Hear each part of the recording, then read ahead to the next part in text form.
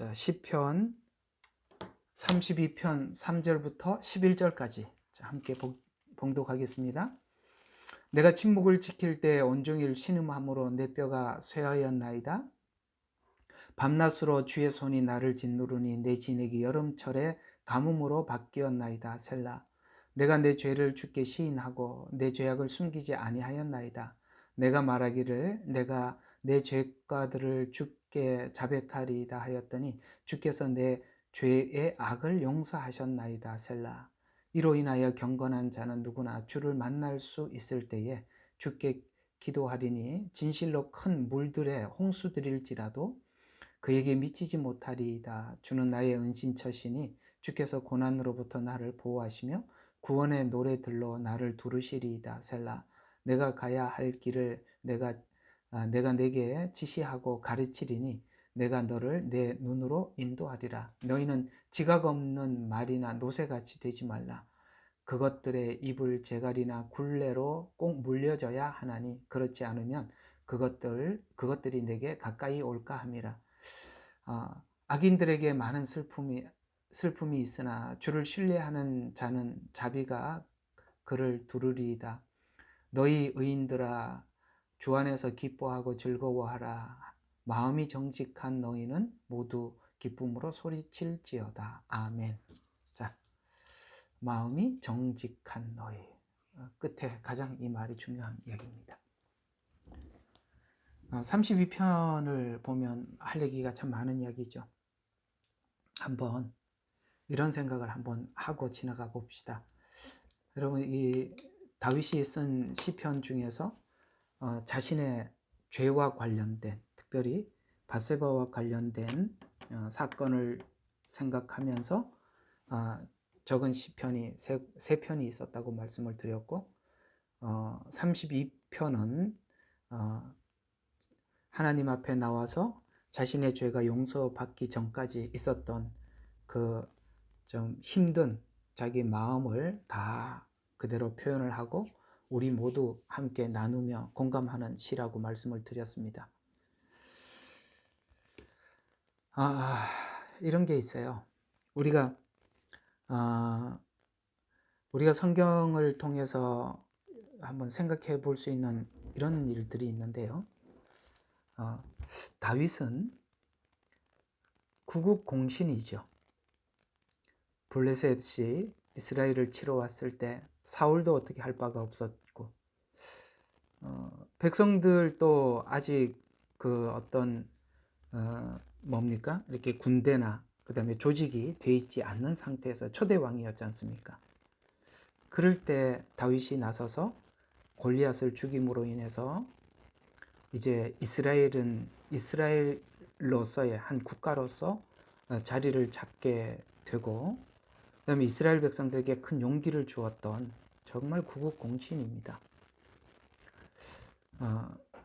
그때 어쩌면 다윗은 자기가 자기 스스로 완성된 자리에 와 있다라고 생각할 수 있었겠죠. 또 뿐만 아니라 사울은 천천히요 다윗은 만만이라, 여러분 아시죠? 많은 사람들로부터 지지를 받았고 또 하나님의 능력을 힘입어서 골리앗도 물리쳤고, 보통 보면 우리가 이쯤 되면 나는 이렇게 섰다, 나는 하나님 앞에 부족함이 없다, 나는 하나님 앞에 인정을 받는다. 성경에 그런 말씀이 있죠. 스스로 섰다고 생각하는 자 넘어질까 조심하라.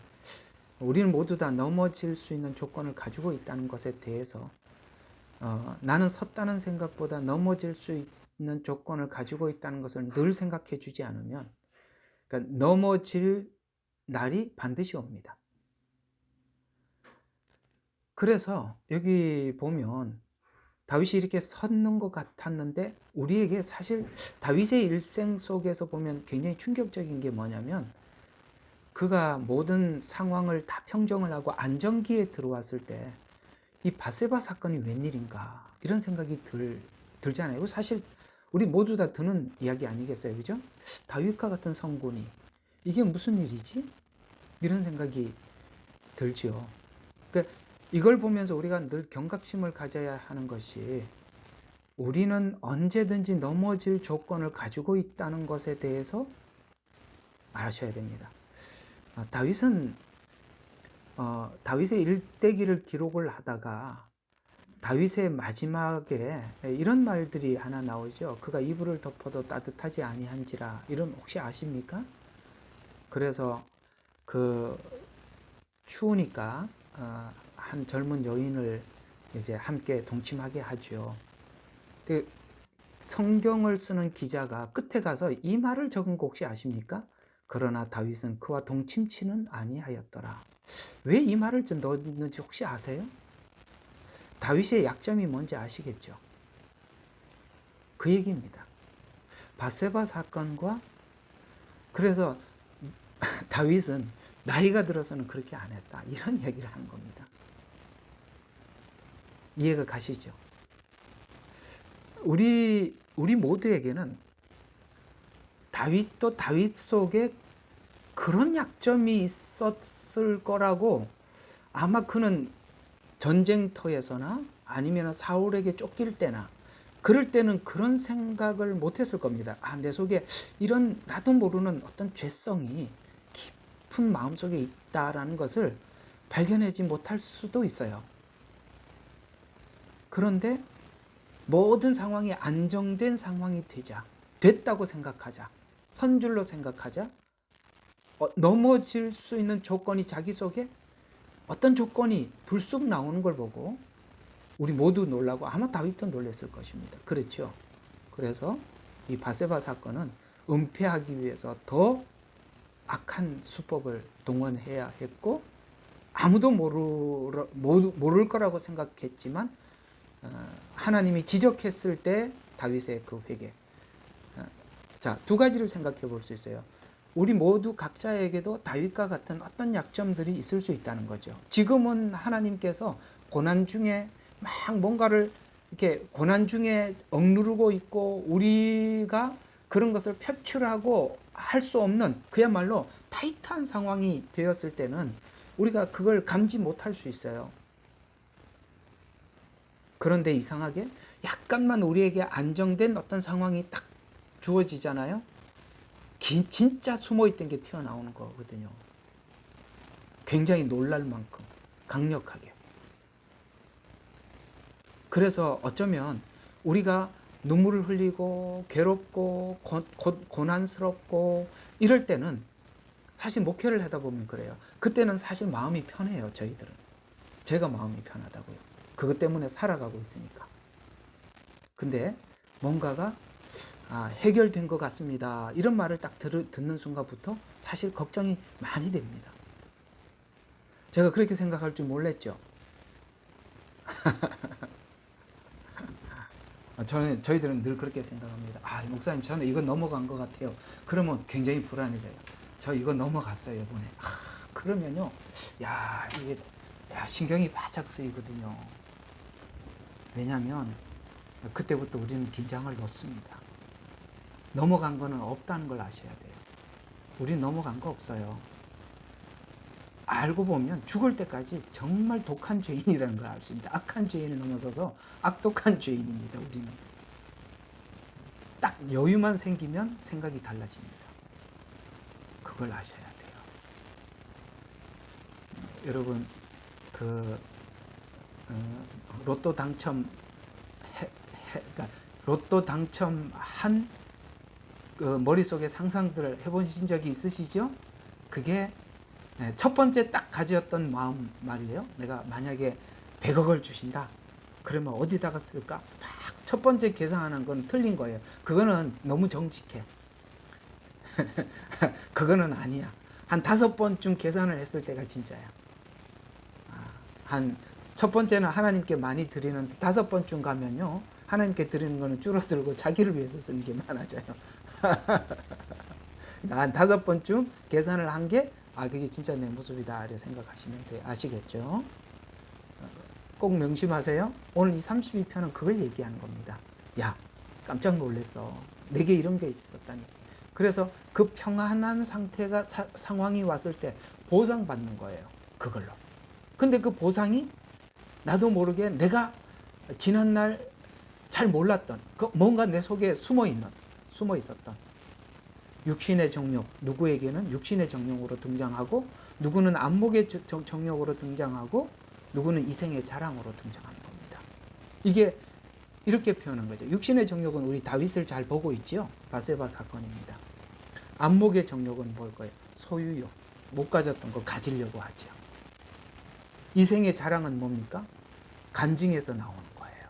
나 옛날에 이렇게 살았는데 하나님 내 복 주셔서 이렇게 됐습니다 하고 아주 나도 모르게 거만해져 있는 우리 모습들. 그러니 여러분들은 평생 사시면서 나는 해결된 게 하나도 없는 죄인이다. 따라해봐요. 나는 해결된 게 하나도 없는 죄인이다. 아시겠죠? 그렇게 사시면 돼요. 해결됐다라고 난 이건 넘어갔어 하는 순간 그게 더 크게 찾아온다는 거 기억하시면 좋겠습니다. 다 그렇습니다. 모세도 그렇죠. 훈련이 잘 돼 있다고 생각합니다. 40세 때 이 정도 왕궁에서 훈련을 받고 리더십 배웠으면 내가 얼마든지 이스라엘 백성들을 잘 리더할 수 있을 거야. 40세 때 시작을 했습니다만 그가 할 수 있는 것은 힘쓰는 것밖에 없었습니다. 젊었으니까. 하나님이 그 힘을 죽이고 뭡니까? 하나님과 교제하는 법을 배워서 오지요. 그래서 정말 모세는 훌륭한 리더로서 마지막까지 그 소임을 감당할 수 있었던 것입니다. 자, 오늘은 3절부터 하나하나 보도록 하겠습니다. 이 지금 32장에 있는 이야기는 내가 분명히 죄를 숨기고 있었는데 숨기고 있었을 때 자신의 그 마음속에 있었던 그 괴로움을 이렇게 우리에게 말씀하고 있고 우리가 함께 공감해야 될 이야기거든요. 3절을 보면 내가 침묵을 지킬 때에 온종일 신음함으로 내 뼈가 쇠하였나이다. 그렇습니다. 이걸 감출 때 신음함으로, 그러니까 신음이 저절로 나오고 그 다음에 말은 하고 이렇게 말을 꺼내놓지는 못하지만 어떤 게 있냐면은 막 뭔가가 뼈가 막 녹는 듯한 그 고통과 괴로움, 이런 거에 대해서 여러분 공감하십니까? 분명히 내 속에 있어요. 근데 그걸 하나님 앞에 진실하게 고백하지 않았을 때 신음이 저절로 나오고 사실은 나도 모르게 뼈가 마르더라는 거죠. 감추었을 때. 그러나 죄를 그러니까 했을 때 그렇게 했었다라고 하면서 죄에 대해서 이런 마음을 가진 자들이 용서함을 받는 겁니다. 아멘이시죠? 여러분, 우리 모두가 죄 안 짓고 산다고 말을 한다면 하나님이 거짓말을 하든지 우리가 거짓말을 하든지 둘 중에 한 사람이 거짓말을 해요. 요한일서 말씀이 그 말씀이거든요. 그렇죠? 우리가 죄를 짓지 않는다 하면 하나님이 우리에게 거짓말하는 거예요. 우리는 모두 다 죄를 짓는 거예요. 그렇죠? 그런 것처럼 우리는 우리 앞에 늘 죄가 있다는 것에 대해서 부인할 수가 없어요.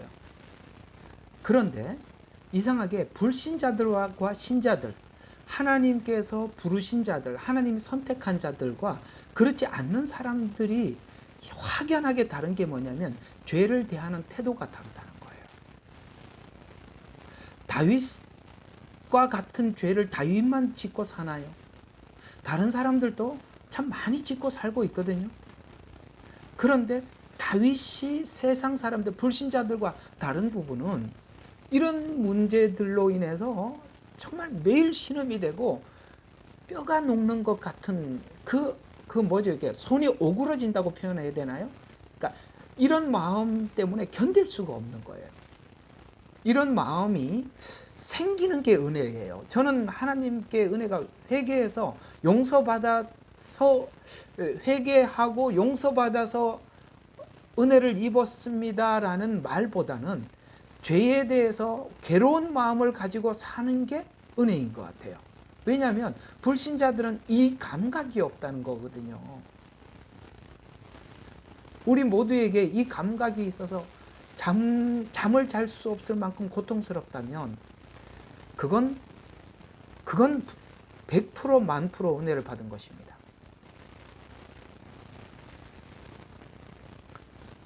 그래서 하나님 앞에 토설할 때, 그럴 때 가리우심을 받게 되고, 그리고 가려진 죄를 이제는 하나님이 기뻐하는 자로 살기 위해 죄를 거절하고 악인과 죄인들 사이에서 자기 자신을 이제 하나님 앞에 나가서 회개하고 용서함을 받고 두 번 다시 또 한 번 하나님 앞에 이 죄송스러운 마음을 가지고 살지 않기 위해서 내 마음에 뭡니까? 하나님이 기뻐하는 자로 살기 위해서 내 마음에 몸부림침이 있다는 것이죠. 이 용서함을 받은 사람들에게는 그것이 바로 죄를 제어하는 힘이 되는 것이에요.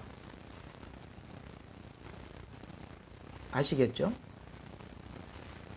네, 어제 저녁에는 우리 예능방에서 함께 모여서 예언, 징조, 그 다음에 그런 이야기 하는 중에 이제 제가 어제 그 미혹에 대해서 이렇게 제가 오랜만에 이제 정말 이게 원어 사전이 아주 옛날 게 하나 있어요. 컴퓨터에. 거의 잘 안 보는데 어제 한번 봤어요. 그래서 미혹하고 쳤더니 참 많이 나오더구만요. 페이지 A4 용지로 5페이지가 나올 만큼 미혹에 대한 내용들이 많이 있었어요. 근데 제가 너무나도 공감이 되는 게 뭐냐면 우리가 하나님께서 우리에게 하시는 어떤 하나님께서 우리를 부르는 방법, 그 다음에 우리를 변화시키는 하나님의 그 방법은 태초부터 주님 오시는 그날까지 변함없는 게 있어요. 그게 뭐냐면 하나님께서 죄를 지적하고 오늘 여기 32절처럼 죄로 인해서 괴롭게 하고 하나님 앞에 이 괴로운 마음을 가지고 하나님 앞에 회개하게 하고 그 다음에 회개한 것으로 끝나는 것이 아니라 내 지난날 과거의 죄된 생활을 돌이키기 위해서 하나님이 극심한 연단을 통해서 긴 시간 우리를 바꿔가는 거거든요. 이게 변함없는 하나님이 우리를 구원하는 방식이고 변화시키는 방식인데 제일 힘든 게 그거예요. 하나님께서 우리의 삶을 통해서 죄를 지적을 하고 또 하나님 앞에 회개하고 난 뒤에도 또 반복하는 우리 자신을 보고 괴로워하고 또 하나님 앞에 너무너무 고개 들 수 없는 죄인으로서 하나님 앞에 또 서게 하고 이 일을 계속 반복해가면서 우리가 성숙해가는 마치 비행기가 활주로 해서 서서히 떠서 활주하고 정상 비행이 될 때까지 계속 올라가야 되듯이 이 일이 우리 평생 있는 일인데 누가 미혹을 당하느냐 하면 이 과정 없이 갑자기 하나님이 원하는 정상에 세워달라고 할 때 우리는 무조건 미혹당하는 것입니다. 저 목사 따라가면 내가 지금 못하는 일 그냥 한순간에 해줄 수 있겠지. 사람 따라가게 됩니다. 그래서 사람의 미혹을 받지 않도록 조심해라 이렇게 말씀하시는 거예요. 우리가 겪어야 하고 경험해야 하고 공감해야 하고 그런 거예요. 그게 우리에게는 참 힘든 거거든요. 우리 평생 그것 때문에 괴로워하는 건데 그걸 갑자기 해결하는 방법은 절대 없습니다. 그리고 절대 해결 안 됩니다. 그걸 하면서 하나님의 은혜를 계속 느끼는 겁니다. 하나님의 은혜를 계속 경험하라고 우리에게 그런 걸 느끼게 해주시고 감각을 갖게 해주시는 거거든요. 그래서 내 마음을 짓누르고 신음하고 뼈가 쇠할 정도로 고통스러운 시간들을 우리가 여러 시간 보내야 하고 그것이 하나님과의 관계를 유지하는 방식이며 저와 여러분이 변화되는 방식입니다. 이걸 누군가가 해주겠다라고 하면 다 사기꾼입니다. 아시겠죠? 대신 해줄게라고 하면 사기꾼입니다. 그게 거짓 선지자고 그게 이단입니다. 다윗은 밧세바와 은밀하게 간음했고 그것을 감출 땐 마음을 짓누르고 신음했고 뼈가 쇠할 정도였다고 말하면서 이런 압박감에 시달리던 사람들, 자, 이런 압박감에 시달리던 사람들, 제가 여기 사도행전 2장 38절이라고 했지만 여기 한번 볼까요? 마태복음 5장, 그 유명한 산상팔복이 이걸 얘기해 주고 있는 거거든요. 하나님께서는 말라기를 통해서 이스라엘 백성들과 이별을 했지요. 말라기에 이별을 했습니다. 그리고 이별을 하고 난 뒤에 하나님도 이제 이스라엘 백성들과 다 대화를 하지 않습니다. 대화를 하지 않습니다. 몇 년 동안? 400년 동안 침묵을 하십니다. 누가 답답하지요? 이스라엘 백성들은 너무 답답합니다. 400년 동안 선지자도 없었고 아무도 없었죠. 짜잔 하고 나타난 게 누구입니까? 침례 요한이 등장하죠. 그리고 주의 길을 예비를 합니다. 예비를 다 했더니 예수님께서 외쳤던 팔복, 바로 마태복음 5장 1절입니다. 그겁니다. 이별을 했습니다. 하나님은 침묵하셨습니다. 그들은 너무나도 답답했습니다. 침례 요한이 나타나서 예수님 오시는 길을 쫙 예비했습니다. 드디어 예수님께서 그 많은 관중들 앞에 외친 첫 마디, 뭐라고 이야기합니까? 영이 가난한 자는 복이 있나니 천국이 그들의 것이며, 지금 그 침묵기를 통해서 이스라엘 백성들의 마음은 가난해져 있는 거예요. 이 가난함, 하나님께서 욥을 변화시키기 위해서, 욥은 괴로워하고 고통스러워하면서 하나님을 찾습니다. 하나님 만나주세요. 나와주세요. 하나님은 나와주질 않아요. 그는 그 긴 시간 외치며 또 외치면서 어떤 사람이 되어 있었을까요? 오늘 마태복음 5장 3절에 있는 말씀처럼 바로 마음이 가난해져 있었던 거예요. 바로 이 가난한 마음, 그 겸손한 마음, 이것이 바로 하나님의 복을 받을 수 있는 준비된 밭이랍니다. 왜 하나님께서 침묵하실까? 왜 나의 비참함을 느끼게 만들까? 그것은 바로 가난하게 하기 위해서. 그리고 더 나아가서 어떻게 합니까? 애통합니다. 그런 사람들에게 위로를, 여러분 애통이 없는데 무슨 위로가 있겠어요? 애통이 있어야 위로가 있는 것입니다. 또 온유한 자들은 복이 있나니 그들은 땅을 유업으로 받을 것이며, 그 다음에 의에 굶주리고 목마른 자들은 복이 있나니 그들이 배부를 것이요, 율법을 통해서 그들의 의에 도달하려고 했어요. 결코 그 자리에 도달하지 못했습니다. 그래서 의에 굶주리고 있었던 것입니다. 그래서 뭐가 있었어요? 드디어 예수님께서 오셔서 배가 부르는 거예요. 그래서 보세요. 이상하게 다윗의 삶을 우리가 생각해 보면 하나님은 피난처시요 나의 방패시라 이런 말도 맞지만, 다윗이 하나님 앞에 고백한 고백 중에 시편에 가장 많이 등장하는 단어가 방패, 보호 이런 얘기보다요, 하나님은 자비라는 말에 가장 많이 초점을 맞춰서 하나님의 자비의 하나님 여기에 초점이 있어요. 방패요 보호라는 이야기는 사울이 자기를 쫓아다닐 때 이야기예요. 그렇죠? 사울이 자기를 잡으려고 쫓아다닐 때 방패요 보호지요. 그러나 다윗이 하나님을 맛보아 알지어라, 이게 이제 나중에 시편 35편인가 거기에 보면 너희는 여호와 하나님을 맛을 보라예요. 맛을 보아 알지어다라는 이 맛에는 뭐가 나오느냐? 하나님의 자비하심이에요. 자기는 하나님의 자비를 톡톡히 맛봤다는 거예요.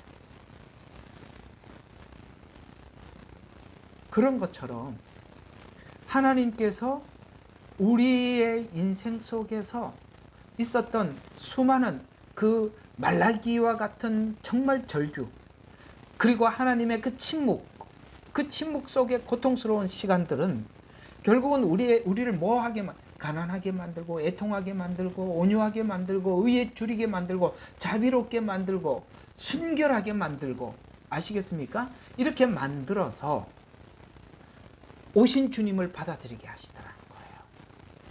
이게 뭐가 이렇게 만들었어요? 우리의 그 죄로 인한 괴로움, 고통스러움, 그런 것처럼 이렇게 가난한 그들에게 베드로가 외치죠. 심령이 가난한 사람들에게 외치죠. 사도행전 2장 38절에 보니까 베드로가 가로되 너희가 회개하여 각각 예수 그리스도의 이름으로 세례를 받고 침례를 받고 죄사함을 얻으라. 그리하면 성령을 선물로 받으리니, 회개하고 라고라는 말은, 말을 알아듣는 사람들은, 회개하라는 말을 알아듣는 사람은 딱 하나밖에 없어요. 죄인만 알아듣습니다. 자기가 지금 의롭다고 생각하는 사람들은 아무도 회개하라는 말을 들을 수가 없는데 그 말을 들을 수 있는 거예요. 다윗에게 무엇이 그 말을 듣게 했을까요? 밧세바와 간음한 사건이, 지난날 자기의 삶을 보면 하나님의 보호가 있었고 골리앗을 물리침이 있었고 사람들에게, 모든 사람들이 따르는, 관중이 따르는, 그러면 다 된 줄 알았는데 보니까 죄인이더라는 거예요. 죄인 중에 괴수라는 거예요. 그럴 때 하나님 앞에 나올 수 있었고 죄사함을 받을 수 있었던 것입니다. 회개할 거를 만들어 주시는 거, 그게 은혜고, 됐다라고 생각하게 만드는 거, 그건 악입니다. 우리는 매일매일 회개할 것밖에 없는 죄인으로, 그걸 찾으셔야 돼요. 나는 회개할 것밖에 없는 죄인이구나. 그걸 찾으셔야 돼요.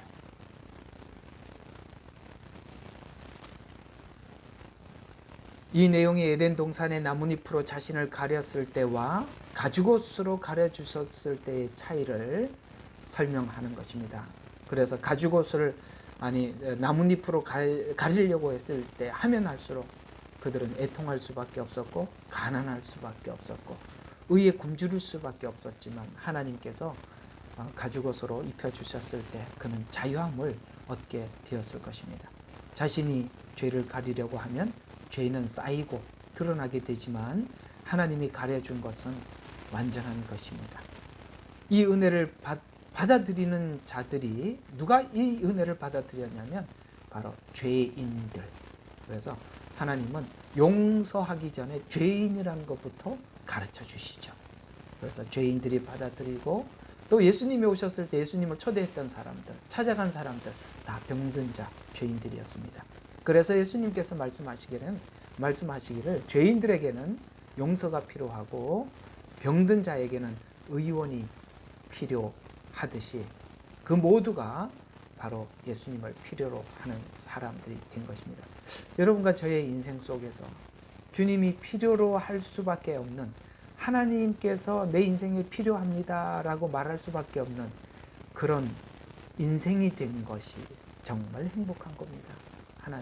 하나님만이 전부입니다. 저는 하나님 없이는 살 수가 없고 하나님이 정말 필요해요. 이 필요를 늘 느끼게 만들고 그것으로 안내하실 때, 그것은 바로 복받은 자들입니다. 그래서 우리는 이 죄인이라는 걸 아는 사람들은 죄를 토설하게 되고, 토설하지 않았을 때는 우리가 괴롭고, 근데 이런 게 있어요. 토설하지 않고 쌓이면 우리는 점점 이렇게 양심의 화인을 맞게 된다는 거. 여러분, 이런 것과 같습니다. 이런 거예요. 우리가 내 속에 죄의 감각이 살아 있으려면은 양심이 살아야 돼요. 이 마지막 때, 성경에 보면은 마지막 때에 대한 경고에 어떤 경고가 나오느냐면은 양심의 화인을 맞는 말의 경고가 나옵니다. 여기 디모데전서 이따가 말씀드릴 거예요. 그런데 우리가 늘 하나님 앞에서 우리 자신을 돌아보면 양심의 화인을 맞지를 않는데요. 세상이 말하는 죄의 기준을 가지고 자꾸 우리가 죄를 보기 시작하면 양심의 화인을 맞아 들어가기 시작한다는 걸 기억하셔야 돼요. 세상이 이렇게까지 변했는데 라는 말은 우리 일생에 그런 언어는 절대 하면 안 되는 거예요. 세상이 변하든 말든 상관이 없는 거예요. 우리는 모든 기준은 하나님이 죄라고 말하면 세상이 모두가 죄가 아니라고 말하더라도 우리는 죄예요. 세상 모두가 이것이 의라고 말하는데 하나님이 그게 의가 아니라 이것이 의다라고 말하면 우리는 무조건 그게 의예요. 기준 자체가 절대 바뀔 수 없는 거예요. 그게 사단이 우리에게 하려고 하는 작업이 뭐냐면 죄와 의의 기준을 바꾸어 놓아서 우리의 마음속에 양심의 화인을 맞게 하려고 하는 것입니다. 화인이라는 말은 이게 한자라서 좀 어려운 이야기인데 불화살을 한번 맞고 나면 이 양심의 불화살을 맞고 나면 여러분 굳은 살이 그러니까 베이잖아요. 굳은 살. 그러면 뭘 이렇게 바늘로 찔러도 감각이 없는 거예요. 죄의 감각이 없어진다는 거예요. 양심의 화인을 맞으면. 바로 그 얘기거든요. 그래서 세상은 양심의 화인을 맞도록 유도하고 있죠. 문화라는 이름으로 혹은 법이라는 이름으로. 그래서 지금 문화, 법 이런 모든 것들이 전부 다 불법들 아닙니까? 그렇죠. 성경으로 보면 전부 다 반대되는 법들, 반대되는 문화가 생기지 않습니까? 이상하게 법이 생기기 전에도 어떤 오지에 하나님을 모르는 지역에 가서 보면은 그들이 문화를 만들어 놨는데 그 문화를 보면 전부 다 하나님과 반대되는 사단이 만들어 놓은 문화를 사람들이 만들어 놨다는 걸 볼 수 있어요. 정말 저희들이 이렇게 배냥을 메고 소수민족 선교하러 가보면요. 전부 그 지역에 있는 문화들을 소개를 하고 우리 지역 문화는 이렇고 저쪽 가보면요. 정말 완전히 사탄이 만들어 놓은 문화입니다. 그래서 법이 만들어지기 전에는 문화라는 이름으로 하나님과 반대되는 불법을 만들어 놓고 또 좀 고차원적이고 좀 배운 사람들이 좀 국가가 좀 이렇게 규모 있는 국가에 가보면 법이라는 이름으로 하나님의 반대되는 불법을 만들고 그래서 우리는 문화라는 이름이나 법이라는 이름으로도 세상이 정한 어떤 기준을 가지고 우리가 보는 게 아니라 우리는 오직 말씀을 통해서만이 기준을 갖는 것입니다.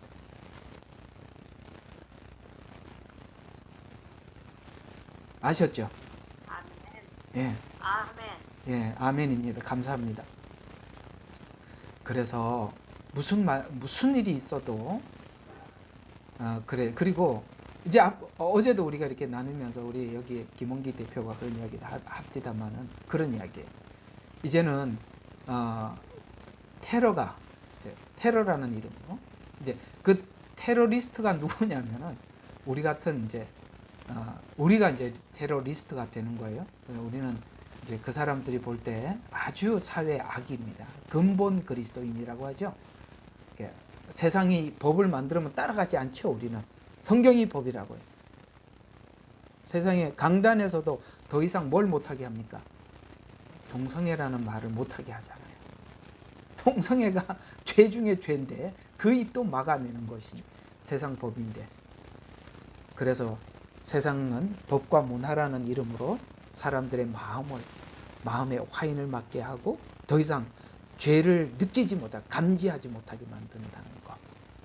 그래서 성경에 보면은 법으로 이렇게 해서 사람들의 마음의 화인을 맞게 한다는 말씀이 여기에 이런 말씀이 있습니다. 자, 로마서 1장 32절이 그 말이에요.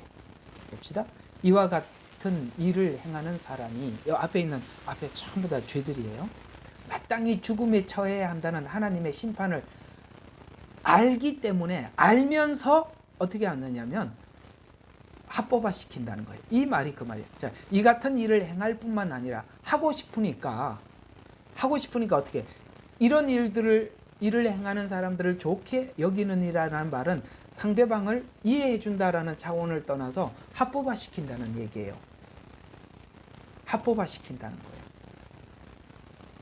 그래서 참 요즘 어디서 내가 들었는지 잘 모르겠는데 어디서 하여튼 하도 많이 듣다 보니까 어디서 듣는지도 내가 잊어버렸지만 미국에서도 엄청난 사건이나 사고 같은 게 생기고 난 뒤에 그거 너무나도 큰 사고인데 어느 날 갑자기 그 사건 사고가 사람들한테 막 뉴스에 나오다 갑자기 딱 안 나오고 모든 뉴스가 딱 닫는 게 있대요. 그게 뭐냐면 동성애와 관련이 있다든가 그러면 막 방송을 하다 그 사람이 동성애자 그러면은 모든 방송에 아무 말도 하지 않도록 딱 닫아버린다면 예, 제가 어디서 들었는지 압니다. 미국에서 오신 어떤 분이 그 교회 가서 설교하면서 지금 미국이 지금 이 상황에 왔습니다 라는 이야기를 할 때 그런 이야기를 하더라고요. 나중에 정말 큰 이슈적인 아주 큰 사건이 있었는데 그게 처음에는 너무나도 충격적이라서 모든 방송국에서 떠들다가 그 사람이 딱 보니까 이게 지금 동성애하고 관련이 있고 뭐 그런 사람이야, 마약하고 관련이 있어, 그러면 모든 뉴스에서 딱 닫아버린다는 거예요.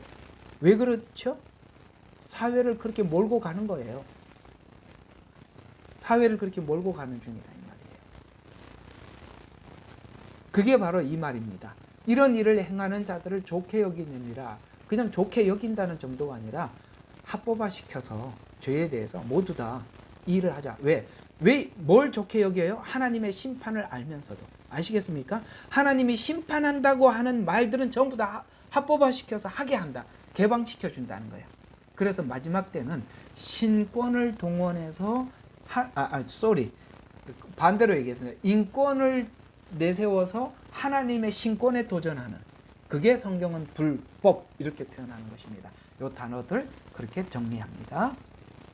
또 회개하여 용서받는 믿음에서 떠나 미혹하는 영들의 교리를 따르면서 또 양심의 와인을 받는데, 종교인들은, 교회 다니는 사람들은 또 어떻게 양심의 와인을 맞느냐? 아까 로마서 1장 32절은 국가에서 정한 법으로 화인을 맞는다면, 교인들은 어떻게 양심의 화인을 맞느냐면 이렇게 양심의 화인을 맞는데요. 디모데전서 4장 1절과 2절에 보면 마지막 때에 어떤 사람들이 믿음에서 떠나 미혹하는 영들과 마귀들의 교리를 따르리라.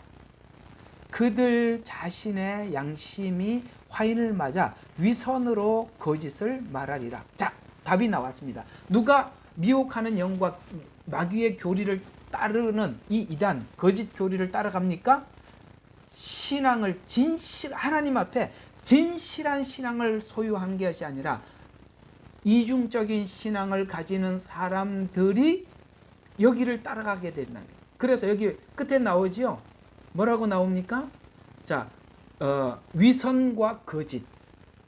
우리 속에 하나님 앞에 진실하지 못한 이중성을 가지게 될 때 거짓 영과 그 다음에 거짓 교리를 내가 따르고 싶은 거예요. 쉽게 말해서 편하게 설명하면 죄는 짓고 싶고, 아시겠습니까? 마음대로 살고는 싶고, 성경은 그렇게 하지 말라고 하는데 그렇게 해도 된다고 거짓 교리들, 성경 해석을 이상하게 해가지고 죄 지어도 괜찮은데요, 이렇게 얘기하는 그 사람들을 따라가게 된다 이 말이에요. 그게 누가 만든 거라고요? 미혹하는 영들의 교리를 만들어서 그렇게 자기 죄에 대해서 자유하게 하고 합법적으로 만들어버린다는, 바로 기독교인들이 미혹받을 수밖에 없는 조건을 가지고 있는 사람들이 바로 위선적인 신앙을 가진 사람들이 갖게 될 것입니다. 그래서 저는 이 마지막 때 뭐 이렇게 준비하고 저렇게, 저는 제가 보는 관점에서는 아무리 봐도 그래요. 우리 마음, 우리가 믿는 그 신앙에 거짓이 없어야 돼요.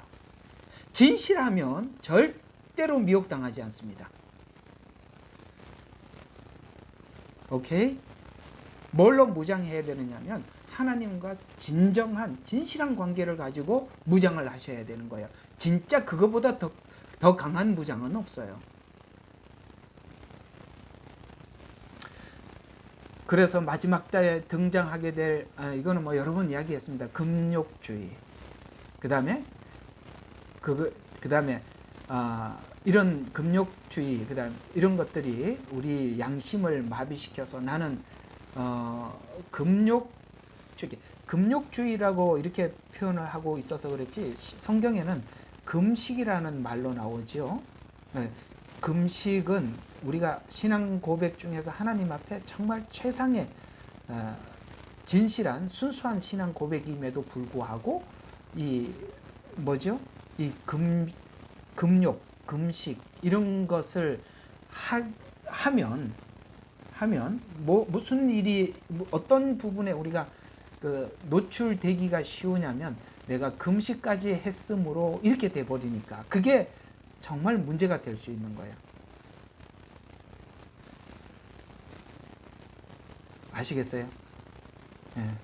어떤 어떤 분 명함에 뭐 40일 금식 기도 3번 뭐 이런 데다가 이런 거 이제 명함에다 적어 다니면 이제 진짜 곤란한 거예요. 그런 것들이 자랑거리가 되고 그런 것들이 그걸 했음으로 나는 이 과정을 넘어왔다. 이런 부분들 바로 예, 그게 이제 골로새서에서 우리에게 지적하고 있는 말씀이죠. 또 마지막 때에 나타나는 교리들은 모두 양심을 마비시키려는 교리들이 등장하게 되는데 디모데전서 4장 7절과 5절에 보면 말씀과 기도로 거룩해진다 이렇게 말씀하고 성경은 말씀하고 있는데 너는 내게 따르던 믿음의 말씀과 선한 교리들의 말씀으로 양육을 받아 선한 일꾼이 되라. 꾸며낸 이야기를 버리고 경건에 이르도록 뭐 하라고요? 연습해라. 연습. 계속 그 경건에 이르도록 연습을 해서 체질화시키고 내 삶으로 그냥 이렇게 바꾸라는 거예요. 물론 이게 성경에서나 혹은 뭐 목사님들이 설교한 부분은 아닌데 어떤 분이 강연 중에 이런 강연을 하는데 그 굉장히 공감이 가더라고요. 여러분 아침에 일어나서 이불을 반듯하게 개고 하루를 시작하는 것과 그냥 몸만 빠져나가서 하루를 시작하는 것은 아주 그 하루의 생활의 반 이상을 넘어가는 거라고 그러더라고요. 저는 맞다고 생각해요. 정말 저는 맞다고 생각합니다. 그냥 옷을 아무데 던져놓고 생활하는 것과 그리고 그걸 매일 못하고 어느 때는 하고 어느 때는 못하고 어느 때는 하고 어느 때는 못하는 게 왜 그런지 아십니까? 그건 너무나도 감성적으로 살기 때문에 그러는 겁니다. 여러분 감정이 여러분의 삶을 이끌어서는 안 돼요. 제발 감정이 끌고 가지는 마세요. 아무리 감정의 굴곡이 있더라도 기본적으로 우리가 자기 자신과의 어떤 그 자기 자신이 좀 약속들 그 반듯함에서 일단 그 규칙에서 벗어나지 않기 위해서 여러분 자신을 관리해 보세요. 그렇지 않으면 자꾸 감정에 의존하게 돼요. 감정에 의존하는 사람처럼 불안한 사람이 없어요. 너무 싫어요, 그런 사람들을. 제 성품이 그래서 그런 게 아니라 정말 그거는 아니라고 생각해요. 그러니 여러분 자신을 지키기 위해서는 여러분 주변의 최소한의 정리정돈부터 오늘 뭐 이게 설교하는 사람이 이런 얘기까지 할 필요가 있겠나 싶긴 하지만 밥을 먹을 때도 숟가락 놓고 젓가락을 딱 남의 것 놓는 거 보면 알아요. 그냥 갖다 놓는 게 아니라 반듯하게 11자로 제대로 놓을 줄 알고 테이블도 밥그릇도 아시겠습니까? 모든 삶에서 자기 자신을 관리하기 위해서 주변 환경이라도 최소한 기본적으로 갖출 줄 알아야 돼요. 그래야 자기 자신을 오늘 여기 경건에 이르도록 연습하란 말이에요. 매번 그걸 하셔야 돼요. 싫더라도 오늘은 내가 참 기분 나쁘게 아침에 일어났어 라고 하더라도 그것부터 하시고 하루를 시작하셔야 돼요. 꼭 하셔야 돼요. 불시에 안방에 들어가서 확인할 수도 있습니다.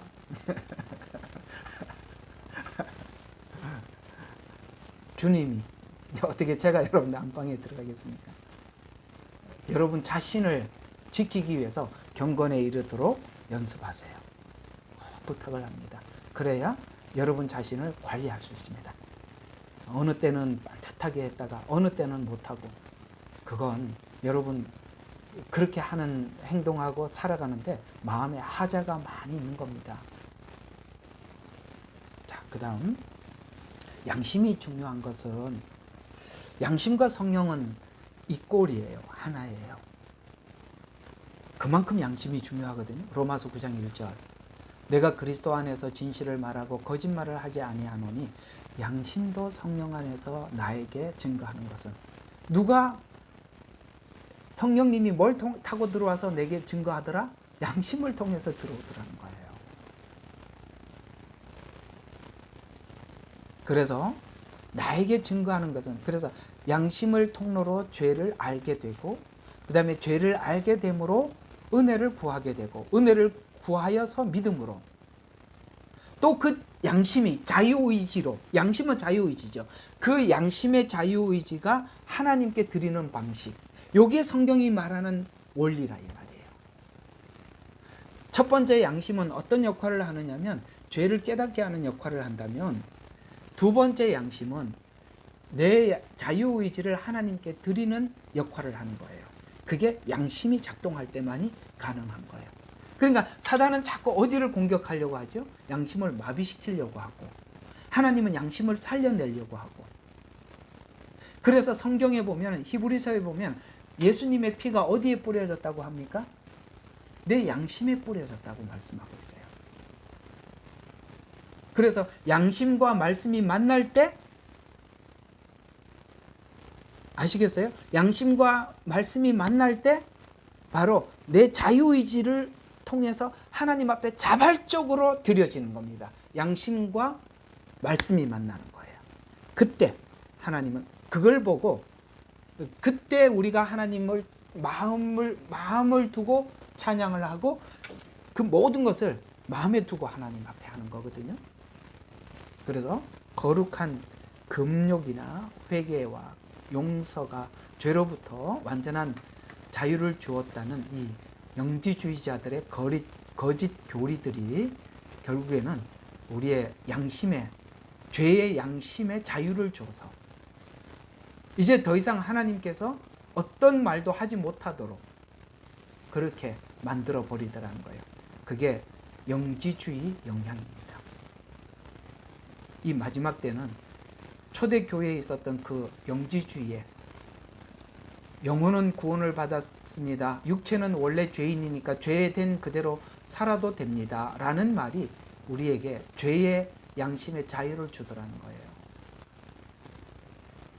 이런 거짓된 교리들이 마지막에 또 활개를 칠 텐데, 이중적인 거짓된 신앙생활을 하는 사람들에게는 아주 달콤한 소식이 될 거예요.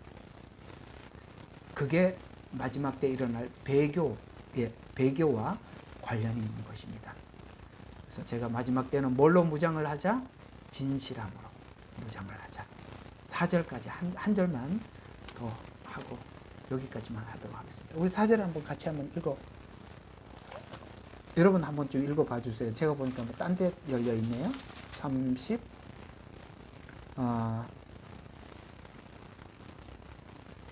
33장 4절입니다. 자, 주의 말씀, 무슨 거죠? 아니죠.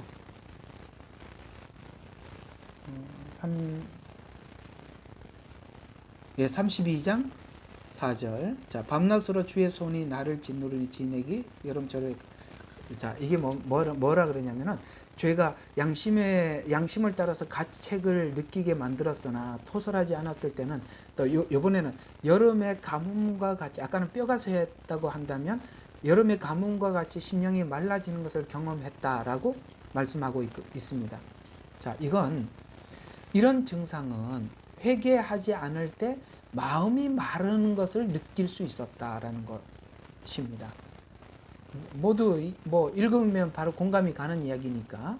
자, 이런 증상이 우리가 성도들에게 느껴지는 증상이지만 세상 사람들은 하나님에 대한 인식이 없으므로 회개에 이르지 못한다는 거예요.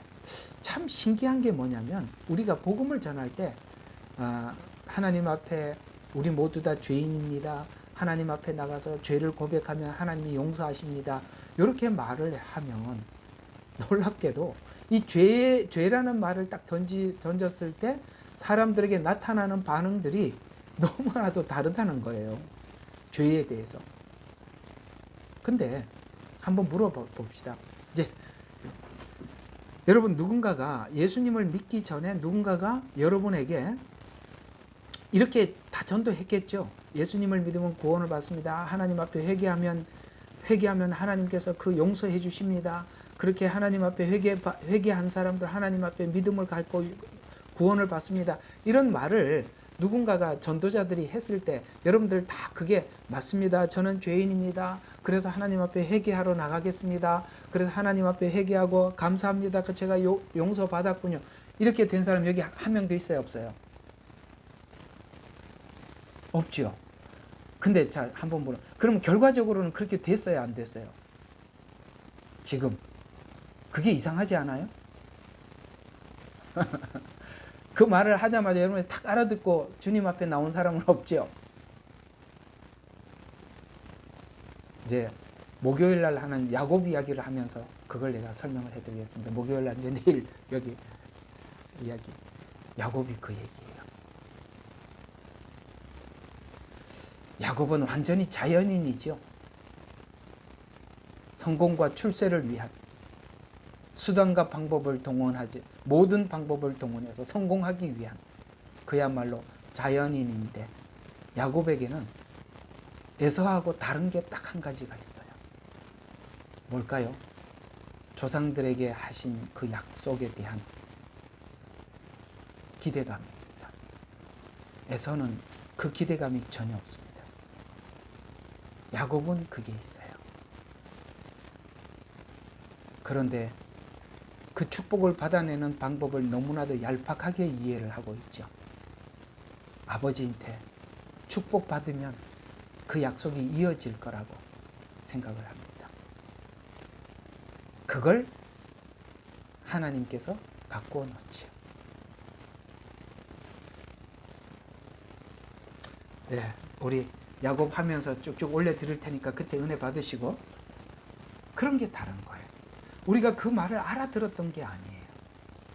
근데 하나님께서 우리 속에 있는 어떤 신을 대하는 어떤 하나님, 그러니까 하나님이 아니라도 어떤 그 존재를 대하는 어떤 다른 마음들, 자연인이 갖는 마음이지만 거기에 내가 약간의 어떤 희망을 걸고 내 욕심을 위해서 그 고리를 걸었는데 하나님께서는 그걸 붙잡고 들어와서 그걸 붙잡고 들어오시는 거죠. 그래서 쭉 야곱을 이끌어서 가지요. 근데 야곱은 점점 그것이 하나님 앞에 붙잡혀 있다는 것을 느끼게 됩니다. 저와 여러분이 주님 앞에 들어왔던 느낌들이 아마 그렇게 들어왔을걸요. 우리가 다 알고 들어온 게 아니라 뭔가가 우리 속에 있는 그 뭔가를 하나를 살짝 하나님께서 살짝 걸어가지고 점점 깊이 파고 들어오는 감각을 느끼죠. 네, 그런 게 있어요.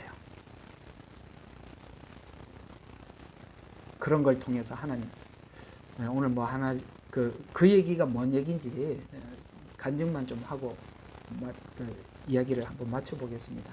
저도 이렇게 교회를 다니게 된 첫 발걸음을 띄었던 게 중학교 2학년 때였어요. 옆집에 할머니가 지금 그때만 해도 연세가 참 많으셨는데 이제 저를 전도하려고 계속 교회 가자. 그래서 워낙 할머니가 또 그렇게 교회 가자 그러니까 어떻게 그냥 뭐 네 하고 그냥 건성으로 대답을 했는데 계속 그렇게 하니까 아이고 네 하고 안 가는 것도 하루 이틀이지. 그래서 어떻게 결정적으로 주일날 가자 그래갖고 손에 이제 잡혀갖고 또 그 전에 싫더라도 네 한 것 때문에 이제 딸려갔어요. 갔더니 세상에 국수가 왜 이렇게 맛있는지 다음 주에 또 국수 먹으러 또 가고 싶어서 이렇게 국수가 시작된 거예요. 근데 제가 그 교회는 사실 국수 먹으러 다녔던 교회거든요. 근데 저번에 한국 가서 그 교회를 중학교 때 그 교회 다니고 한국 가서 그때 처음 가봤어요. 근데 제가 다녔던 그 교회 터를 얼마 전에 헐었대요. 너무 오래돼갖고 건물이. 근데 난 거기서 예배를 드리는데 눈물이 그렇게 나더라고요. 제가 왜 눈물이 났겠습니까? 하나님이 국수 한 그릇으로 세상에 나를 여기까지 데리고 오셔서 내가 그 국수 한 그릇 때문에 교회 가게 되고 그게 하나님의 하나의 연결고리였던 건데, 내가 지금 이 상황이 돼서 그 교회를 다시 가서 앉아서 저번 주 예배를 드리는데 눈물이 얼마나 나든지. 그래서 제가 35년 전에 처음 왔던 교회인데 이번에 처음 왔습니다 하고 그 목사님에게 예배 전에 말씀을 드렸더니 광고 시간에 일어서라 그래가지고 소개시켜주고, 그 장로님하고 목사님이 점심 먹으러 가자고, 그래서 그 마을에 가서 밥을 먹는데 저보고 기도를 하라는데 눈물이 나서 기도를 못했어요. 우리 과거들을 돌아보면 우리 그 첫 발걸음들이 정말 우연찮게 아무것도 아닌 그렇게 시작했던 그 걸음이 오늘 여러분이 여기까지 오게 됐는데, 우리가 그 하나님이 하신 말을 다 알아들어서 여기 온 게 아니라 그 아무것도 아닌 것 같은 그 발걸음의 시작점으로 우리를 지금까지 여기까지 만들어 오신 그 하나님을 생각해 보면 너무나도 신비롭지 않으세요? 야곱과 에서는 여러분들 주변에 친구들, 세상 친구들도 많이 있었을 텐데, 우리는 이상하게 하나님께서 하신 말씀들이 너무나도 우리 가슴을 치고 언젠가 하나님께서 통곡하고 회개하게 만들었는데 그들은 아직도 못 알아차리고 있잖아요.